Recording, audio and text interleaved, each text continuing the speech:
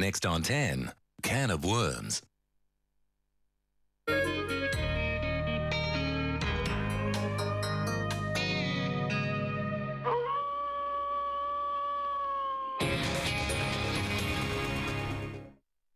The following program is classified M. It contains sexual references and drug references. Channel 10 recommends viewing by mature audiences.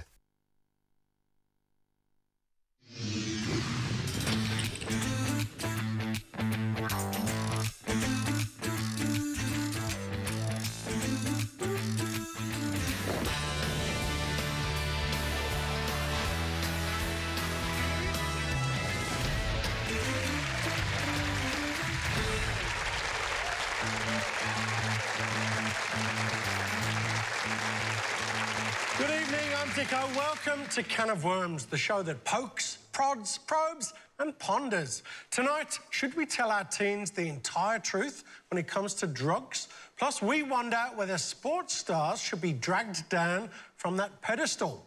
And Dan Illick learns a little about what makes this great country tick. We are a nation built on sport. Right. Not on intelligent people. To explore these issues, as well as scamper through our moral minefield, three people from very different walks of life. Our first guest was born in the US and has nearly 30 years of performing experience. He's one of the greatest stand-ups this country has produced, but to me, he'll always be remembered as the bloke who killed Daphne on Neighbours. Give a warm hand to Greg Fleet. Thank you.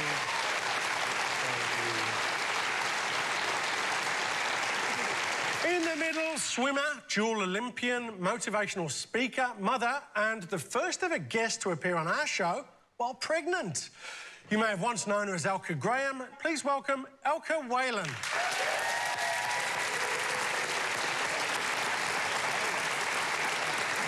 Also joining us is father of four and legendary rocker from Rose Tattoo.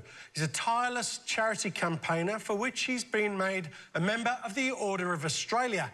Ladies and gents, I give you Angry Anderson.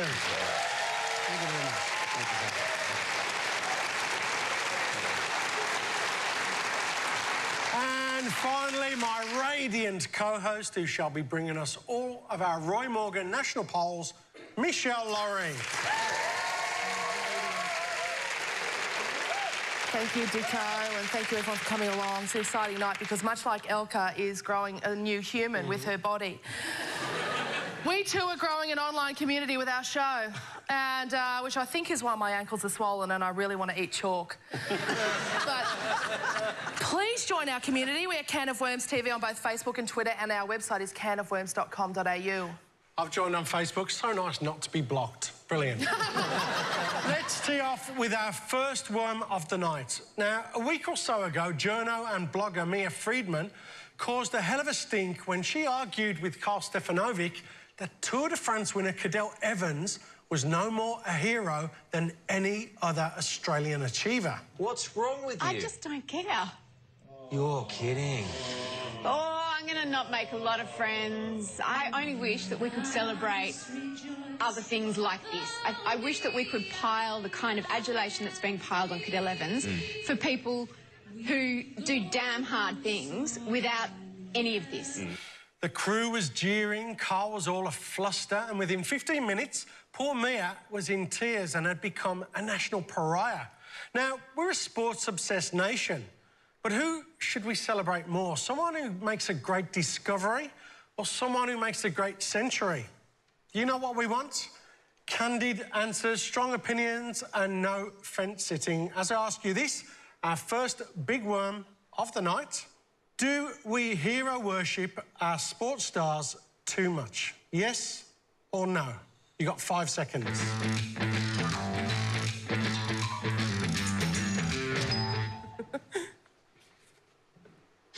No. Oh.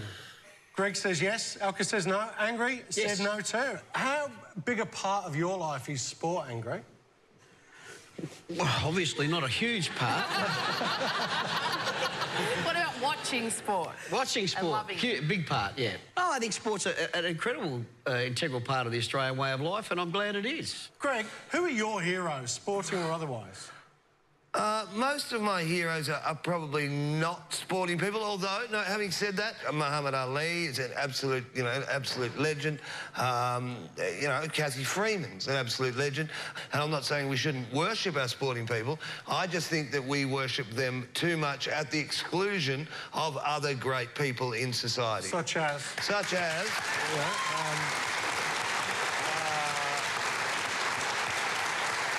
and I mean, people such as, let me just check, me.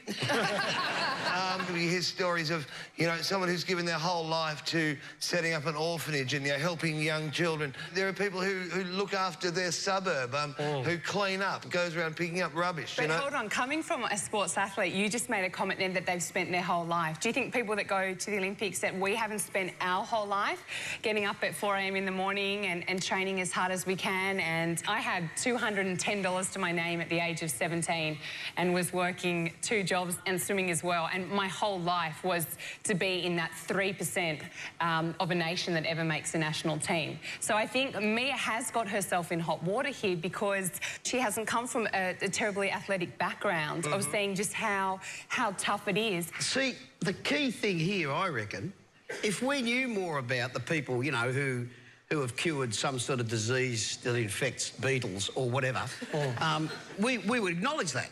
I want to pick a boogeyman, it's the press, because they bombard us with what our sports people do. So, therefore, we say, okay, we should elevate our sports people. But Angry, have any of you heard of Peter C. Doherty? No. No? No. Well, he was an Australian scientist who, back in 1996, won the Nobel Prize for Medicine. Now, he never got a ticker-tape welcome. Do you think we've got our priorities wrong here? I reckon we do. I think we should always be proud of our sporting people. It's a great Australian thing. It's a tradition in Australia to be proud of sporting people. But unfortunately, we have a reputation internationally of being a bit because we don't talk about our great writers.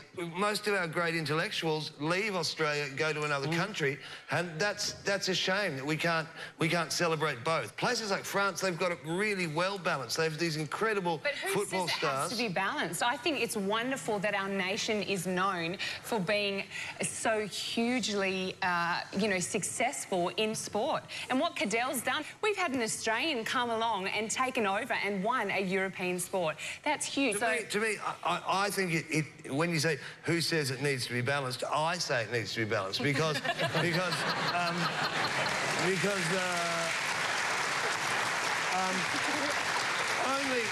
only because I do love our sporting heroes, and I stay up.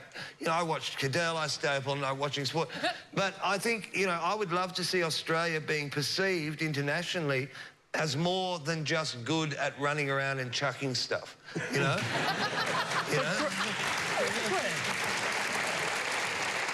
There's incredible people in this country, and I take exception with the fact that we don't recognise them and acknowledge them. I think that we do when we're allowed to or we're able to by having them revealed to us by a television show or by the press or whatever. And another thing too, from travelling overseas, you do know that the rest of the world looks at Australia as not, but we are recognised around the world for a lot more than just sport. Elka, is it un-Australian to not like sport? Careful, Elka. No, it's not. It's not, because there are some people out there who just are generally not interested in sport and have got completely different priorities. You're a sports star. Are you a hero? Do I need to be hero worshipping you? No, you shouldn't. That's very tricky there, Meshel. Is it? Well, you do. You do. People do come up and they do say, I remember watching you swim, or can I get your autograph? And you take that, but you take that humbly and you move along with that as well. I mean, the Olympics comes around once every 4 years, and who in this audience here and who up on stage here does not enjoy watching it? I don't. How does it feel? I don't. But you've got twins, so your hands are full. I didn't always have twins. I've always hated the Olympics. I tell you. Actually. After the break, Australia has its say in our national Roy Morgan poll. I promise you, You won't believe this one. Plus, rabble-rouser Dan Illick attempts to pay tribute to a pair of very different Aussies. This is Can of Worms. We've got the big bike to celebrate Cadel Evans' win on the Tour de France. Oh, yeah, we like that. Or the big Petri dish to celebrate Peter C. Doherty's Nobel Prize for medicine. You having a laugh? No, I'm not being serious. Definitely bike.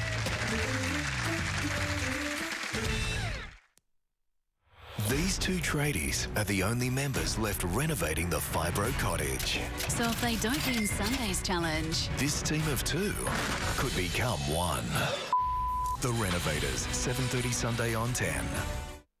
Want Domain's latest furniture, bedding and homewares with no deposit, 42 months interest-free? You'd better hurry. This huge offer must end Sunday. Stylish bedroom furniture, mattresses, ensembles, bed linen, homewares. Have 42 months interest-free. Hurry, offer ends Sunday at Domain. Don't miss out.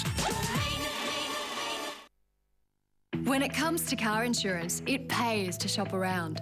But it can be such a hassle, waiting on hold for an eternity, or answering endless questions, all for a simple quote. Well, The Buzz makes it easy.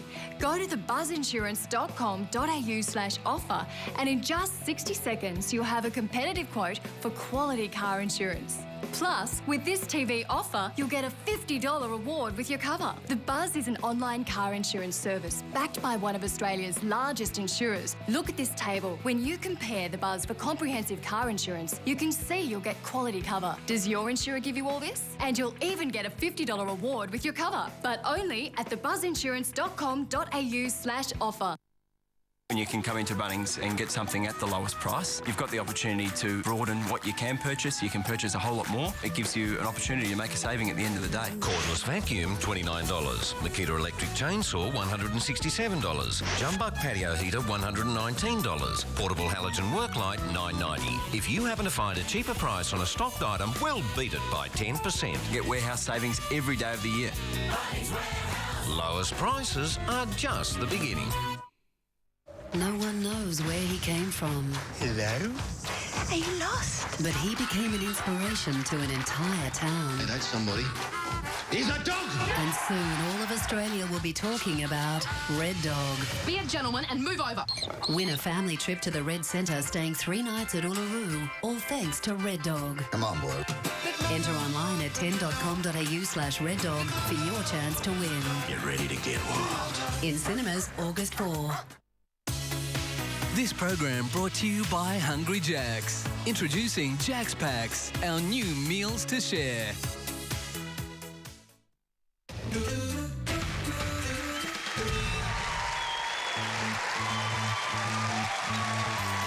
You're back with Can of Worms. We're asking, do we hero worship our sports stars too much? Who most deserves to be honoured with a giant statue? Dan Illick attempted to find out. Here in Sydney's Darling Harbour, there's always plenty of space for a new statue, but what should it commemorate? Sport or science? That's the question I'll be putting to passers-by. We're just trying to decide what new statue we should put in Sydney. We've got the big bike to celebrate Cadel Evans' win on the Tour de France. Cool, yeah, we like that. Or the big Petri dish to celebrate Peter C. Doherty's Nobel Prize for medicine. You having a laugh? No, I'm not being serious. Definitely bike. He won the Nobel Prize for figuring out how white blood cells interact with cells that are infected with viruses. It's a pretty ugly statue, though, isn't it? As I'm a cyclist, I would go with Cadel Evans. Look, being a scientist by nature, I'd have to go the Petri dish. It's got to be Cadel. Cadel? Absolutely. Well, you know, Peter C. Doherty's almost cured cancer.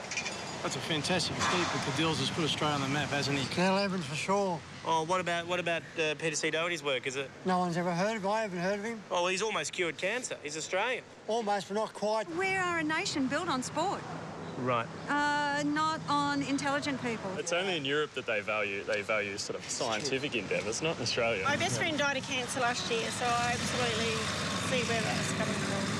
But I just think the bike. Why don't we put him on top of the bike? Oh, right. So put Peter C. Doherty riding the bike with the Petri Two dish. great achievements. With the Petri dish. What's the name of this guy again with the Petri dish? Peter C. Doherty. Forgotten him already.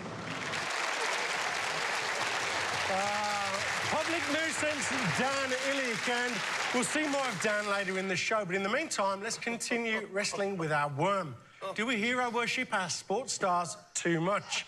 Elka and Angry say no. Greg, says yes, but angry. Let me ask you this. What do you think about the situation that Mia Freedman found herself in? She turned into public enemy number one. Some of the all of the haters were out on the internet, called her bitch, dog, skank, mole, loser, slut. Someone else said she's un-Australian, a stupid, ignorant fool. Now, surely we've lost the plot if that's how we react to someone who dares to talk against this culture. Yeah. No, I think those people have lost the plot, definitely. I think the faux pas, which is Mexican for mistake, basically is the thing that she did wrong was she picked on the wrong guy. Can I say one thing about what they said about Mia Freedman? And I'm no great fan of Mia Freedman's. I know nothing about her, really, but I think one of the most horrific terms that can ever be used is un-Australian. I think that should be banned. I think it is... no one knows what it means. It is just horrible. Her comment was just saying that she has no interest in it. And to me, you made a big comment before saying that you're probably one of the only Australians that don't watch the Olympics. In my eyes, they're two comments that are just as big as each other. Are they really? But they deserve complete and utter respect. If I was to say to Australia, that's your choice. As a child, I hated the Olympics because it wrecked TV for 2 weeks.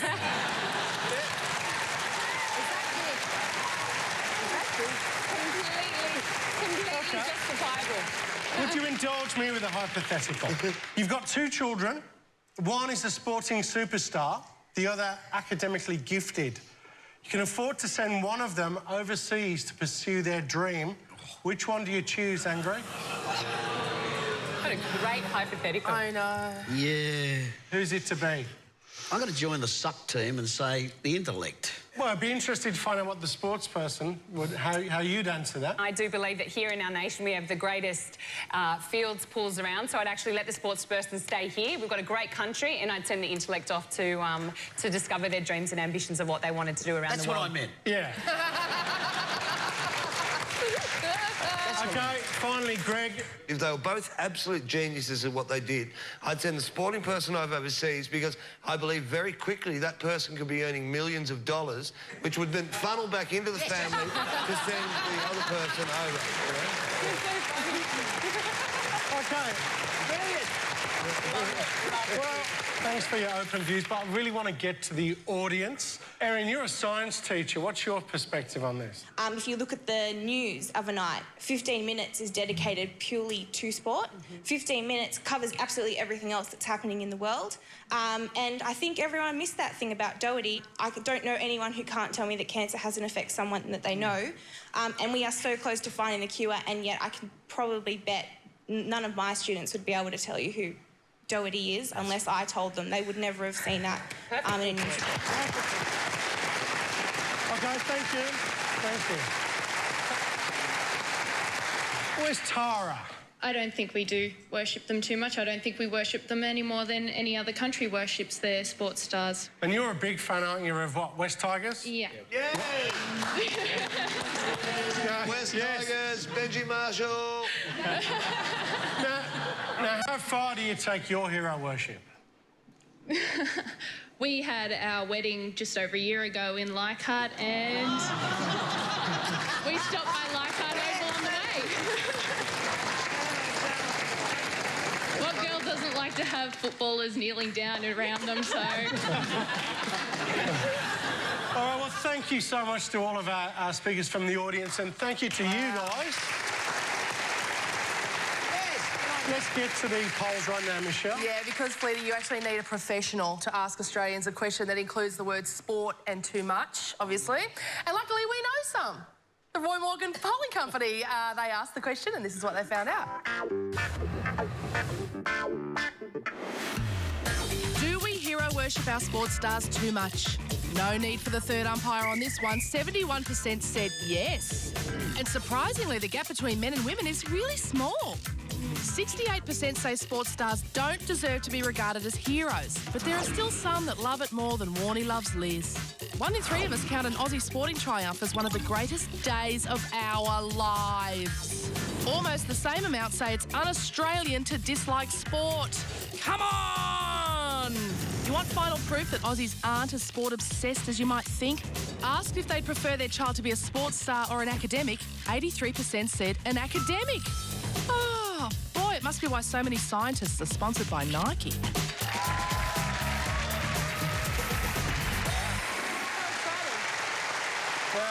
How unexpected. No, that's actually been the most surprising results of the whole series so far for me.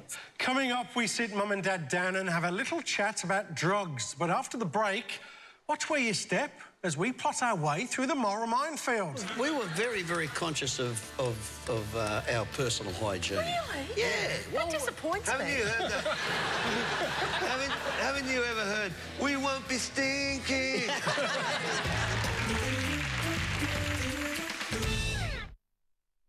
8:30 Sunday. Ryan Reynolds, will.i.am, and our own Hugh Jackman. Starring 10's movie premiere. X-Men Origins Wolverine. 8:30 Sunday.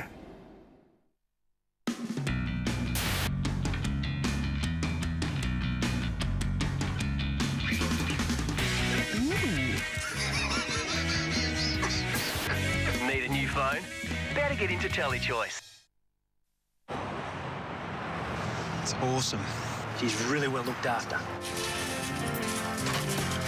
It's a long and lonely road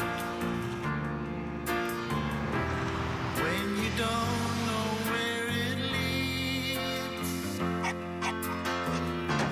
It's a road. Every car has a history, so before you buy, make sure you get the online report from carhistory.com.au and get the green tick.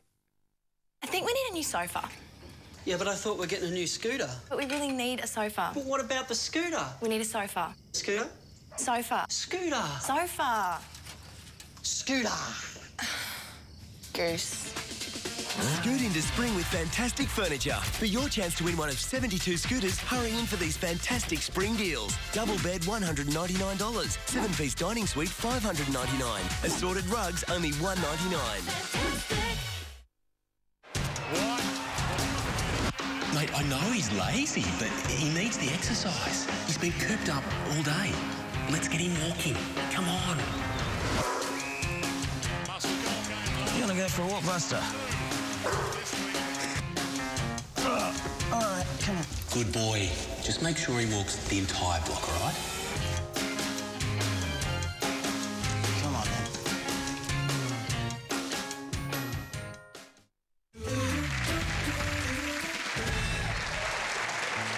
You're with Can of Worms, where it's time to play our Morrow minefield.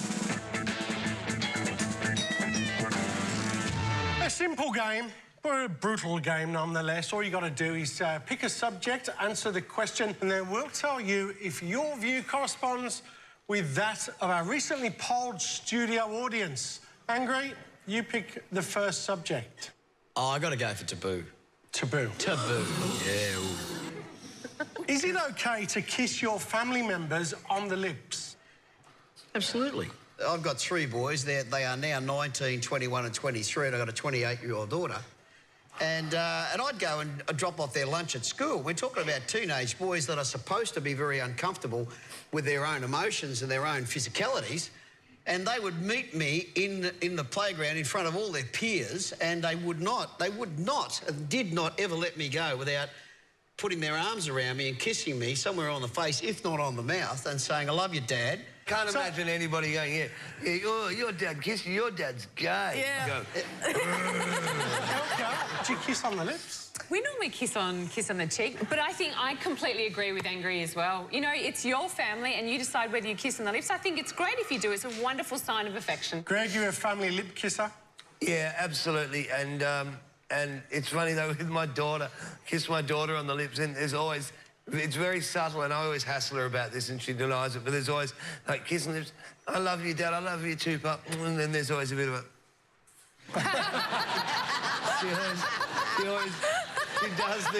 she does the wipe off, and I go, did you just wipe that kiss off? No. I just had an itchy face. Our guests have said it's all okay to kiss your family members on the lips. Absolutely. What did our audience say? No, they disagree. Wow. They say no. Yeah, they all live in Surrey Hills.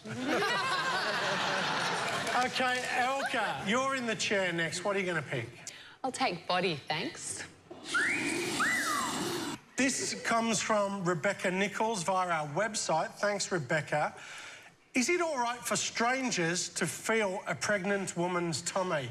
I have absolutely no problem with it whatsoever. It's beautiful, it's natural. I think most of the time when people do come up, they can ask, can they feel your belly? And I'm all for one saying yes, definitely. So I think it's absolutely fine. You can have a feel of a tummy if you want, Greg. Yeah, I know, but she got mad at me before because I did it like that. And I said, down here, not up here. So Elka thinks it is okay for a stranger to feel a pregnant woman's tummy. What did our audience say? No. Yeah. You're really out of touch. I'm super relaxed, so, and I just think, you know, it's a great thing. Yeah, It's I liked natural. it. OK, Greg, you're next. I'm going with relationships. Relationship. That summed up all my relationships.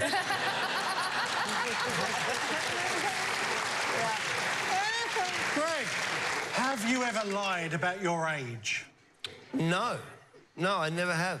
I have lied about just about everything else. And I seriously, and I'm not proud of it, but I have lied a lot in intimate situations, and I feel very bad about that, but never about my age. I've always felt very comfortable about my age. I'm 28, and... How about you, Angry? Have you got a stage age? No. No? No. How old are you? None of your business. OK, well, Greg said he's never lied about his age. What did our audience say? No. 63% said no. Well done. They've never lied. OK, we've got 3 more, Angry. What's it to be? Gender. Should a woman take her husband's name when she gets married? And do what with it? Well, do what Elka's done with Well, actually, one of the things that's really nice about a woman taking a man's name is because it's the behoven and all that stuff. You know, the becoming... What does that mean? I don't know. I think it's in the Bible, isn't it? Behoven. Oh, there you go. Didn't the sort of- Jehovah's Witnesses. Didn't yeah. sort of... No, you're thinking... You're thinking of begat, where it's like so-and-so begat so-and-so, Right. so-and-so begat so-and-so, Yeah. so-and-so begat so-and-so. And I was wondering, what is begat? And I worked it out, it's what the Pope wears. A big hat. Big hat. A big hat. Yeah. What if he's Mr. Arseman or Mr. Cockburn Or or Dicko. Mr. Hey, steady on. or Mr. Dick? Like, you know? In all seriousness, I worked with a guy in Sony Music in Germany called Helmut Arsparter. You wouldn't want to be Mrs. Arsparter, would you? Oh, No. That's the Helmut truth. Arsparter. So, Elka, you took your husband's name. You think it's okay? Yeah, I love it. I mean, I was so excited when I got proposed to by Thomas. I remember practicing my new signature. I was so excited to go to get my driver's license done and my Medicare and all of my things. My husband's my #1, and I think marriage is one of the best things in the world to do, so I feel really privileged to take on his last name. Good on you, girl. Angry thinks it's nice if a woman takes her husband's name and they get married. What did our audience say? Yes! I agree with you. Elka, you could go etiquette or mouthing off. Mouthing off. Shut up. Have you ever flipped someone the bird while driving? No, never. We have this thing, I haven't. My husband and I do an angry fist if someone does the wrong thing, but seriously, what good is it going to do? I've never ever flipped the bird. You find with the angry fist thing, though? Yeah, angry fist like this, you're like, rah, you did the wrong thing, but not this, no way. Greg? I have in that traditional sense, but also a friend of mine built this great thing on 2 sticks with a parrot, like a pretend parrot in the middle, and you press a button and the parrot goes and spins around, so you can actually flip someone the bird. Elka has never would flip anyone the bird. What did our audience say? Oh, they have. OK, you got 1 more left. It's yours, Greg Fleet. OK. I reckon I'll go with etiquette. You should. You have to. OK, this is from Crystal Kane again via our website. Cheers, Crystal. Keep them coming in, guys. We love them. Should you tell a colleague if they have bad body odour, Greg? If it's a person you care about, yes, I think you probably should, because it would, you know, you can do it in a way without hurting their feelings, and it's going to save them a lot of grief further down the track. How would you do it without hurting their feelings? I'd say, you stink. You know, like chocolate? They go, yeah. And I go, you know, like dog poo? And they go, yeah. I go, imagine if chocolate didn't exist. Yeah, no, but what worries me about that is I think, how many people are not telling me? Yeah. You know? Yeah. I'm not telling you, no. Would you be able to tell someone angry? Absolutely. I reckon it's the right thing to do. Yeah. I want people to do it to me. Your workplace was Rose Tattoo. Are you telling me if I was rocking out on base in the tats and I had a bit of body odour, you would say, listen, mate, it's about the... We were very, very conscious of our personal hygiene. Really? Yeah. That disappoints me. Haven't you heard that? haven't you ever heard, we won't be stinking? No. So Greg would tell someone if they were a little bit stinky. Would our audience? Yes! That was the Morrow minefield. Up next, a worm we bought for $50 off a dodgy-looking bloke in a club. We're all on drugs next on Can of Worms. You know, if my child said to me, you know, Dad, if you take drugs, do they make you feel good? I'd say, yes, they do, but there's a cost that comes with that. Usually $25 a gram. No, it's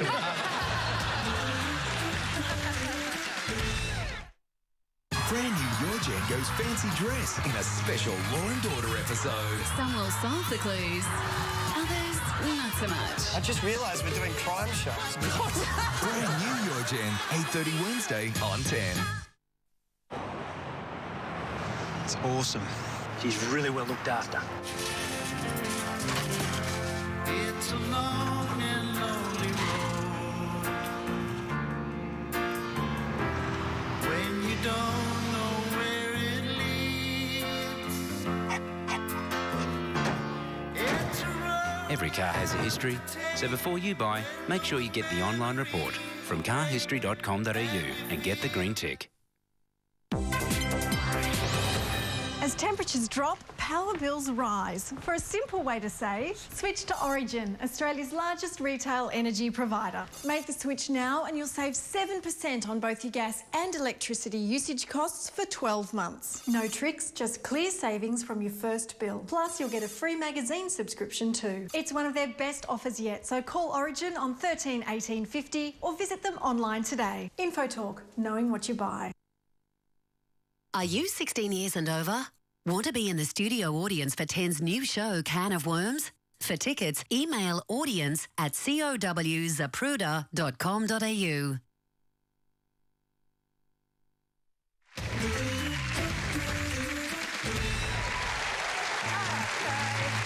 You're with Can of Worms. OK, let's pop our second big worm of the night. Now, at some stage, all parents have to sit their kids down and have a little chat about drugs. The problem is, how much should we share? Is it wrong to own up that we once sat around listening to Dark Side of the Moon, sharing a jazz cigarette, and that it was actually quite good fun? Honest views, no fence sitting, and strong opinion is what we're after as we ask you our second big worm of the night. Should you tell your teenager that some people take drugs because they enjoy them? Yes or no? Got 5 seconds.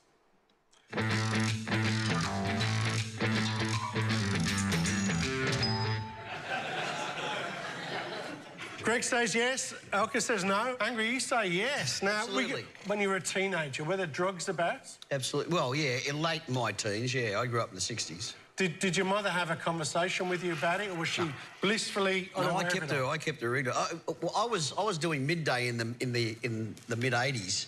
Midday was a show on television in those days. I was doing and I said they said we'll debate on marijuana and the legalisation thereof, and I said, yeah, well, I mean, you know, like I smoked marijuana for like best part of 20 years every day of my life, and Mum rings up. Well, I got off the show and Mum rings up and goes, "Why did you say that?" And I said, "Well, Mum, it's the truth." And she went, "But you were at home all that time. I would have known." The thing with my kids now, of course, is, you know, they come in and they've done the murine and, you know, they've the spray in the room and all that, and they sort of come in, and it's body language. I mean, anyone that smoked dope for as long as I did, you know, I can tell. And I don't know why they... I don't know why they think that I don't know. I don't know why they think how I could possibly not know. But your mum, bless her, just thought, geez, a good little eater. That's what... He's such a good eater, my boy. Greg, did your parents have the drug conversation with you when you were a teen? No. No, they didn't. And they probably should have. It was something I kind of found out about myself. And no, if anything, we talked about it later when I was already involved in drugs. And then, you know, then we talked about it. And then that throws up a whole other lot of issues with how honest do you be with your parents. I mean, it almost seemed like a reverse thing where I was talking to my mother about drugs rather than her talking to me about drugs. And I wasn't sure how honest to be with her because it was upsetting for her to know that I was taking drugs. What sort of drugs were we talking about when you were a teenager? Marijuana, alcohol, really. My mother let me smoke cigarettes and drink alcohol at home when I was younger. From what age? Oh, from about 14. Oh, really? She let me, because the deal was if I did it at home, I wouldn't go out and do it other places. Of course, it was just a double win for me, because it meant, you know, I could do it at home and then go out and do it other places. Okay. We're getting a little bit of a picture of you as being pretty straight to 180. Was that the case when you were growing up? Were you ever confronted by drugs? I've never had a drug in my life. Never even been tempted. I've never been tempted. There's 4 of us, 4 children. This isn't vodka, I promise. There's 4 children in the family, and Mum and Dad obviously still married, and Mum's trick would be when we would come home, Mum would always say, come up and give me and Dad a kiss goodnight, and I'd always think, OK. And if she could smell alcohol on our breath or cigarette smoke around us, we were in big trouble. Greg, wouldn't you be worried about selling your kids on the benefits of taking drugs? Oh, no, not the benefits of taking them, but I think I would want to be very honest with my children about drugs, and drugs do feel good. That's one of the reasons that people take them. Yeah. You know, they feel incredibly good. Otherwise, people, if they felt bad, people wouldn't take them. No. You know, so, you know, if my child said to me, you know, Dad, if you take drugs, do they make you feel good? I'd say, yes, they do, but there's a cost that comes with that. Usually $25 a gram. No, it's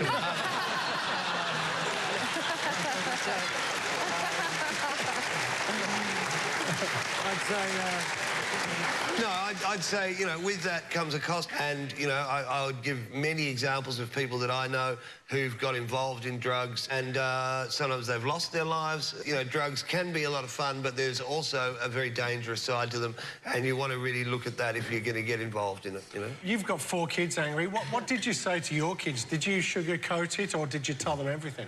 I think it's part of your obligation as being a responsible parent to be the manifestation or the embodiment of truth in their life on every different level. Even if it doesn't make a difference, the thing that they remember when they grow up is that you were honest with them, that you treated them like, you know, like an emerging adult, and you didn't bullshit them. Well, OK, you know these kids aren't stupid. Teenagers know that drugs make you high, so why wouldn't you tell them? There's no denying we will tell our children about drugs, but in terms of do people take them because they enjoy them, I'm not gonna even get into that topic with them. I'm going to tell them that people do take drugs and it just happens. Why take something that doesn't represent who you are, what you stand for? You're not making wise decisions. You look back at yourself. I look back at friends or even people now when they get drunk, and I just think, oh, they're just idiots. They really are, and they're not the people that they are. They could be the loveliest people, and as soon as they get on the drink or they take a drug, they're not right people. Well, they're not themselves. Greg, what's wrong with just saying no to drugs? It doesn't work. I mean, it's been proven over time that just saying no doesn't work. And I always relate the drug thing very much to Adam and Eve, in that you say, here's this incredible garden, you can have whatever you want, it's incredible, you can have whatever you want, it's all for you, but, oh, whatever you do, don't take that. Don't take that. You can have everything else, but don't take that. There is a certain percentage of people that are going to go, why? Why can't I take that? What is that? Like, that must be pretty amazing if I'm not allowed to take it. You know, and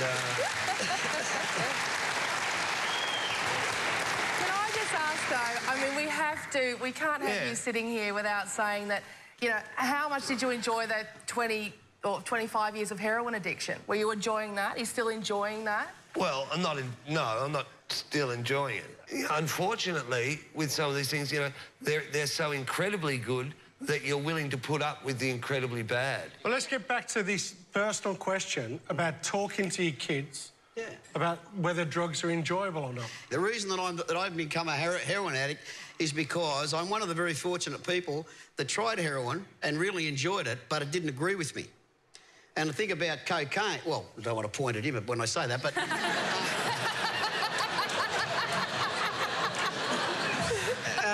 the thing I'm the same with cocaine. I'm the same with cocaine. Can't afford it. Cocaine didn't agree with me. Yeah, and it didn't agree. I mean, years and years ago, we were on tour with Aerosmith, and I mean, you know, they were a huge band for cocaine use. And we had excellent cocaine every day. I mean... That really shocks you, doesn't it? Well, when you said cocaine, I was like, well, see, my equivalent to that is Cocoa Pops. Like, if I get to have Cocoa Pops in the morning with skim milk, like, you know, like, that's... Very similar. That's my drug. That's my drug of choice. Can't see Steven Tyler scoring Cocoa Pops, but there you go. Look, after the break, we take a look at our national poll. Does honest conversation encourage experimentation? We'll find out next on Can of Worms. You know, yes, drugs are incredibly dangerous. Nowhere near as dangerous as religion. Drugs don't kill anywhere near as many people as religion does.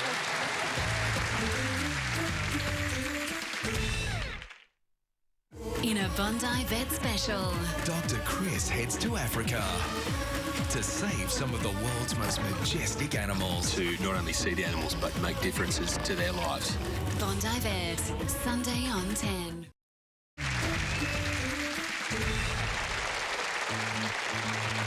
Mums and dads have been exchanging awkward glances since we asked the question, should you tell your teenager that some people take drugs because they actually enjoy them? Greg, isn't the primary role of a parent to put the boundaries down for kids? What would you tell your 9-year-old daughter about drugs? Yes, I think they probably do need boundaries from parents. You know, there are so many things I would want to tell my daughter, like that, you know, yes, drugs are incredibly dangerous, nowhere near as dangerous as religion.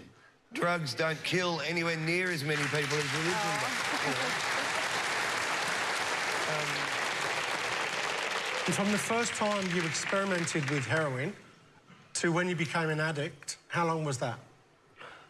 Oh, not very long. The times I enjoyed it the most were the times from the moment I decided to do it, to getting the money together, to going on the journey to getting it from the person and mixing it all up and just about to have it. That was the fun part. Right. Like the actual having of it and the after effect, I can hardly remember.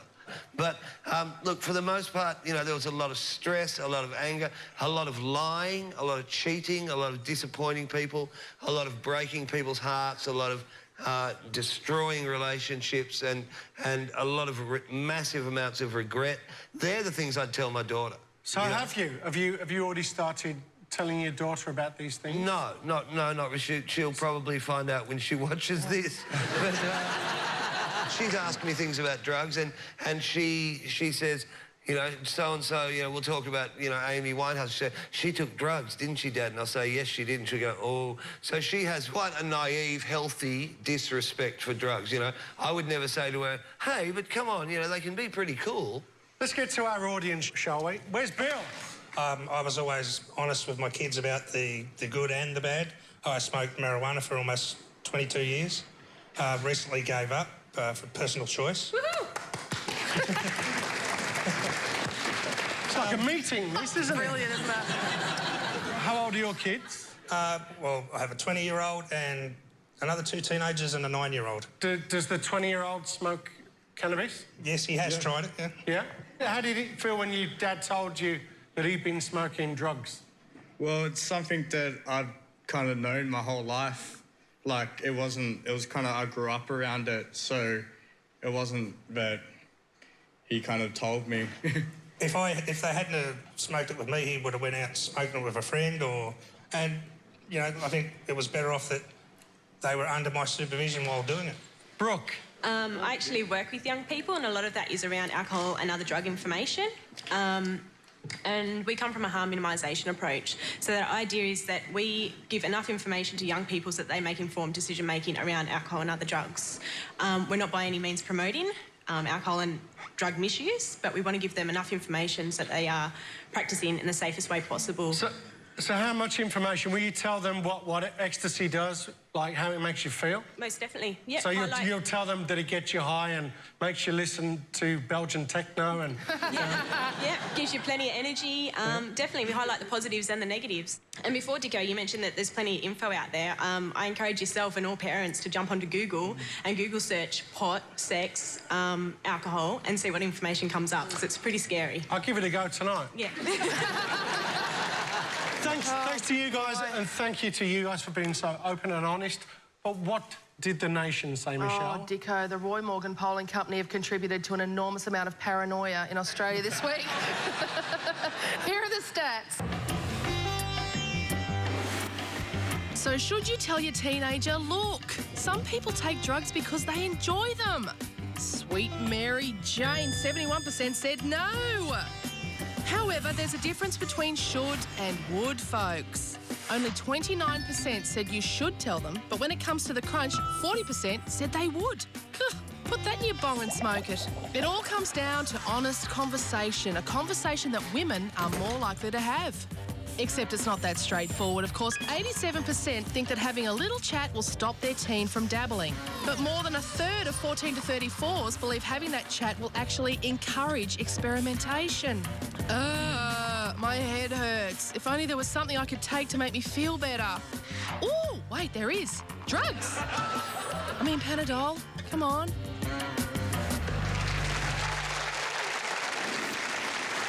I'll tell you what, Meshel.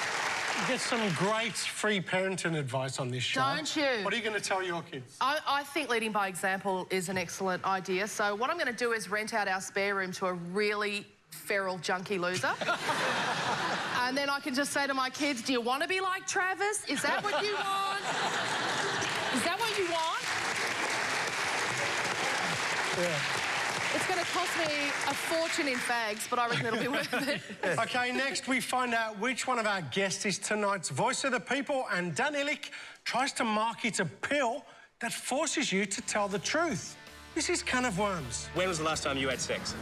Actually, this morning. Really? Yeah. Wow. Yeah, it was a quickie, but yeah, we did manage to fit it in. Yeah, great.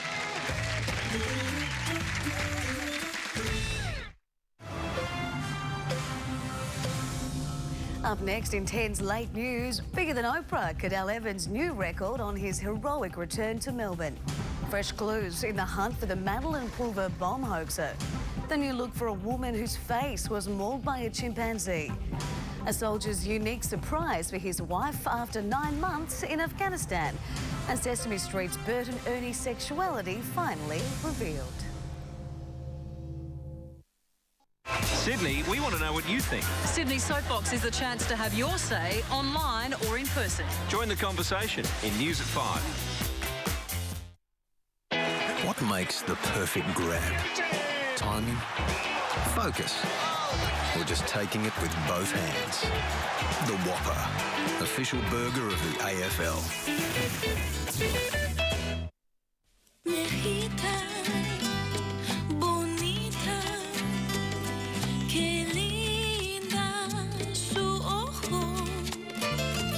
RSVP. Join today for free. Want Domain's latest furniture, bedding and homewares with no deposit, 42 months interest free? You'd better hurry. This huge offer must end Sunday. Stunning fabric and leather lounges, dining furniture, homewares and 42 months interest free. Hurry, offer ends Sunday at Domain. Don't miss out. Advertised the car on the Sunday evening. By 2:30 the following afternoon, it was sold. Within 2 hours, I was getting phone calls, and within 2 days, it was sold. Couldn't believe it happened so fast. Real people, real results. carsales.com.au. Have you ever dated someone old enough to be your mum or dad? Is it okay or a little bit creepy? Are you ready to face the worm? On The Toughest Topics, it's the only place to get real opinions. Monday on 10. This program brought to you by Hungry Jack's. Introducing Jack's Packs, our new meals to share.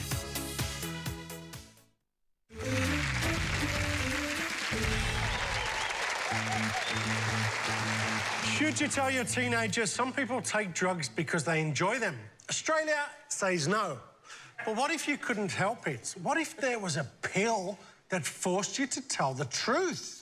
Dan Illick headed out to sell that very idea. What we're doing is we're testing out a new drug. It's called Integranol, and it's a truth drug. Basically, you give it to somebody, and they have to tell the truth, no matter what. Does this sound like something you might like to use at home? Yeah, that sounds great. Do you have teenagers? I do. Maybe you'd like to ask him what kind of drugs he's taking. I'm pretty sure he doesn't take drugs.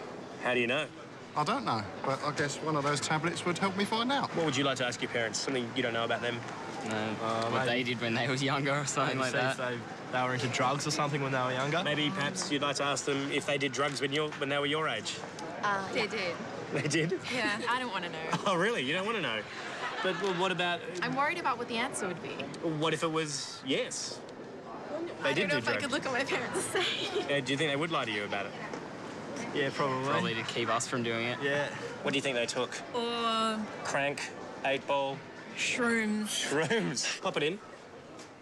I'll have one too. All right. Did you take drugs when you were young? Yes. When was the last time you had sex? Actually, this morning. Really? Yeah. What? Yeah, it was a quickie, but yeah, we did manage to fit it in. Yeah, great. So, when was the last time you had sex? 2006. Gosh. Yeah, I know. That's a bit sad. Yeah, it is really sad, ladies. No wonder he's so uptight. That explains a lot. Now, Meshel, you've got some good news for Dan, yeah? I do have some great news for his celibacy problem. On Facebook, we have a comment from Boobarella Boobington. I'm assuming that's on her birth certificate. And she said, I will marry him and have 10 of his babies. He's adorable. 10? 10. He's adorable, isn't he? Yeah. He is adorable in a marsupial sort of way, and I've always said that. We get lots of suggestions on Facebook for our worms and moral minefields and that, and it's so great. Thank you so much. I've got one here. Hello, my name is Cole. This is on Facebook. I would like to suggest a worm for the show. I believe you should talk about children who go to places like parks unsupervised. I am 12, and I think kids should have more freedom because we are not as stupid as you think.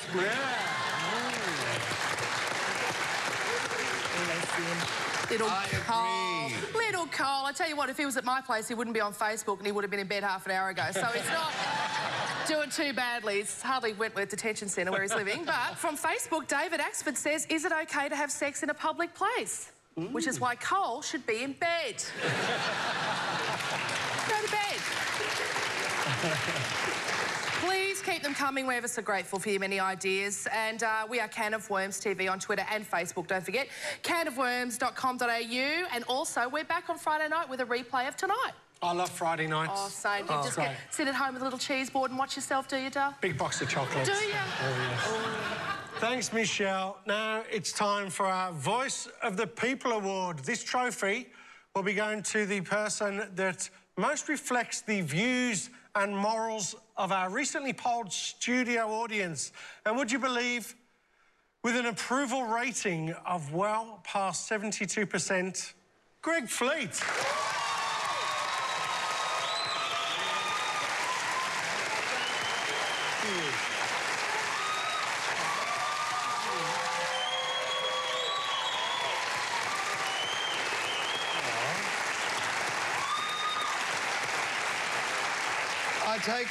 I take back everything I said about Australians not focusing enough on winners. Well,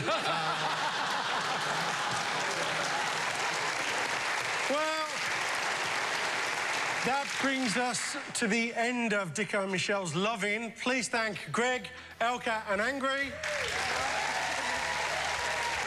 A huge thanks to our audience. Also to the fantastic Michelle Laurie. Now, Australia, we really do need to talk, and next week we'll do it all again when we explore age gaps in sexual relationships. Are they okay? or just plain yucky. Until then, you've been watching Can of Worms. I'm Dicko. Good night.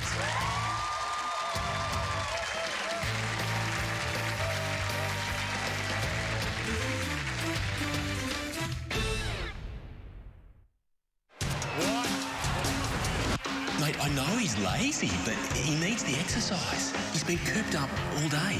Let's get him walking. Come on. You want to go for a walk, Buster? All right, come on. Good boy.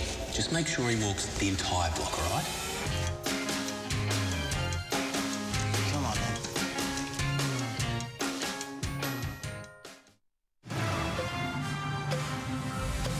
Tonight, bigger than Oprah, the record parade in honour of Australia's Tour de France king. New clues to the identity of the Madeleine Pulver bomb hoaxer. And Tiger Airways back in the sky, but passengers not so keen. Hello, I'm Jacqueline Maddock and welcome to 10's Late News. Also tonight, Sesame Street's response